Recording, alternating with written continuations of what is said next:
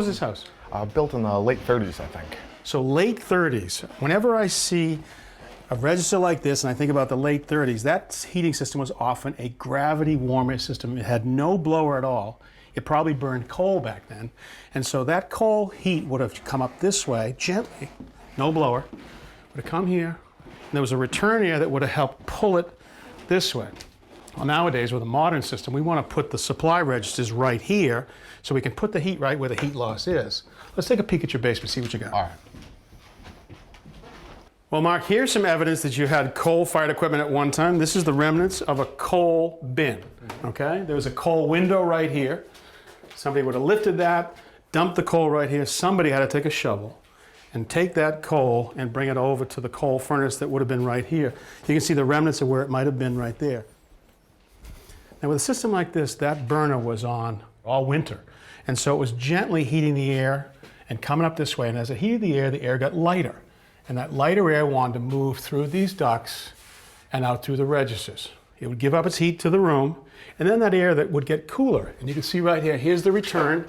The cooler air would fall through these big ducts, and it was heavier, so it would fall right back here and the cycle would continue. So back then, with this system on all the time, having these ducts like this, uninsulated and poorly sealed, was really no big deal because the heat that was coming off these ducts was actually going to help heat the building because the heat would go up into the basement, the bottom of the floor, and help heat. Okay. Now what happens? You got a thermostat that comes on, there's a furnace fan that is very strong, pushes the air up, you got a very efficient burner, so the thermostat comes on, it quickly satisfies the room. So this system spends a lot of time off. And when it's off, now these ducts want to give up their heat to the basement. So now think about it, thermostat calls again, what happens when it next comes on? You've got to put warm air through cold ducts. That's right. So the first part of that heating cycle is going to try to overcome these freezing cold ducts. So in this case, we should, at the least case, seal these ducts so the air in the ducts don't come into the basement. But also we should insulate the ducts themselves so the heat that we make here ends up in the living space. But there's one more thing I want to check. Now here is your gas-fired condensing furnace. Very high efficiency, so high efficiency that it actually vents to outside, not into a chimney. Now to help understand what goes on inside of any furnace, I brought along this old one right here to understand some of the basic components. It has a gas burner right here. Now the burner will burn the gas inside of this heat exchanger. So all those flue products, which are toxic, stay inside each of these chambers of the heat exchanger, and they will vent to outside or to the chimney. Now, the air from the building comes back through the return right here, and there's a blower motor down here that's going to push the air across the heat exchanger. So when the burner comes on, we don't want to bring the fan on right away. So on this style of furnace, it has a control, and that has an air sensor right here that sits in the airstream and makes sure that there's some temperature in the heat exchanger before the fan comes on, and that's adjustable and it really senses the air. What I did is I checked your furnace, and your furnace doesn't have a sensor like this. It actually has just a timer, and the timer is set for 30 seconds. So after 30 seconds of the burner being on, that fan comes on, and that might lead to some cold blow upstairs, but we can't change that. We can check one more thing though, and that's the blower motor itself. Okay, now I want to check what speed it's set on. I didn't know there were different speeds. Well, actually, most of these furnaces will have either 3 or 4 different speeds. There's a blower motor right here, and there's a printed circuit board. And what color wire determines the speed of the fan? So in this case, you've got the blue wire, and that is the second to the highest setting. The red is the lowest. So I'm actually going to switch the blue and the red wire. I'm not really afraid to do this because what was the size of the fan that was in here originally? Well, there was none. Exactly, you're an HVAC tech now. I think you're going to be happy with this setting. It's going to do a couple things for us. Slow that fan down, which means the air coming across the heat exchanger has a chance to pick up some of that heat so you're not going to blow cold air out of the registers. It also means that it's not going to cycle on and off so fast. I think you're going to be more comfortable.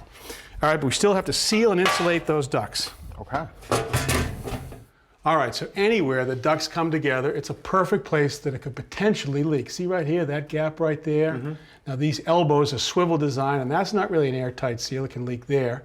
And actually, any of these longitudinal seams are also a prime culprit. So we need to seal the ducts. Now there's some choices. I want to start actually right here. This is called? Duct tape. Where's the last place you ever want to use this? Ducts? Exactly. It doesn't stick. It's got a terrible name. It shouldn't be called duct tape. It's only good for fixing raincoats. Throw that where it belongs, right there. Ba-boom. Gone. So at the least case, we would use something like this. This is a foil tape. It's designed to be able to stick onto metal even in cold weather. And this is perfect for these longitudinal seams I was talking about right here. Now on elbows, it gets a little tricky how to make a good seal. I like using this. This is a duct mastic. And this is an applied product. You use a paintbrush and you go right around these seams right here. If there's any wrap on it, it's a little messy and it can take a little while to seal up. Halfway between this foil tape and the mastic is actually a product like this. It's a foil tape, but on the back side, you can see there's a membrane. It's really a mastic seal. All right? Today what we're going to do is we're going to use this foil tape for the longitudinal seams. I'll do that. You take this very messy mastic and you can seal all the elbows. All right. I'll see you at the other side.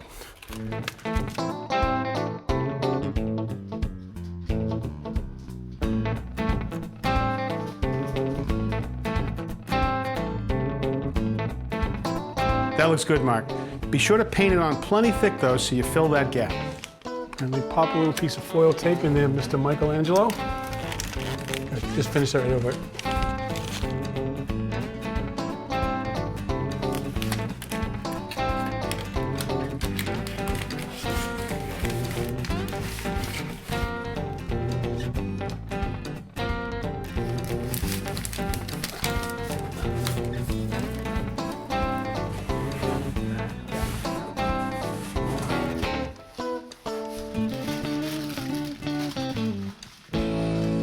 All right, so we have all the ducts sealed. That's going to keep the air inside the ductwork, but we also want to keep the heat from conducting through the metal duct. So we're going to use this 1-inch fiberglass insulation. You can see the foil face right here. Going to give us about an R4. Now it comes in a 5-foot length, and this is really great for retrofit. Now, so I don't waste a lot, I want to cut just the right amount. So I use this tape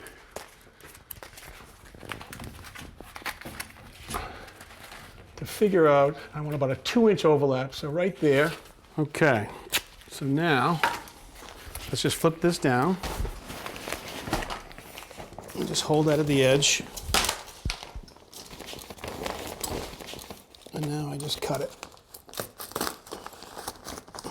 This is a 5-foot length, which is the standard length of most residential ductwork.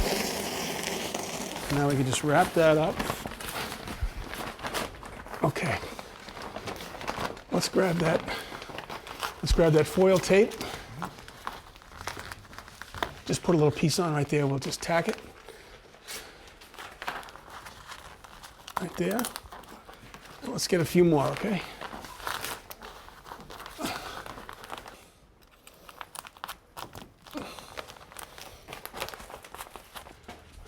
All right, great. Now let's get one nice long piece of tape on it, all right? I'll hold it all together. Let's start right here. Right there? Yeah. All right, I'm going to take the tape. You just draw the pieces together for me, okay?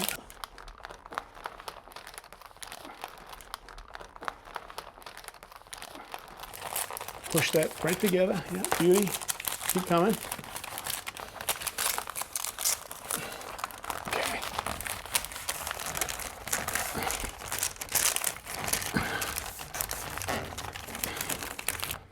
Here's the first one. So now in some parts of this basement, we're up against the return air or up inside a joist bay, it's easier for me to actually take apart the fittings and to use a different type of insulation. This is actually pre-made for the size duct that we're working with. This is 6-inch. And now we want to get it onto this pipe. Well, they make a cap that'll keep the fiberglass from getting stuck on it and release the friction. So just guide that down. Can you see it? Up. Pull it down to you. Just pull it down. I'll hold the pipe. You take the fiberglass. Go. All the way down as far as you can go.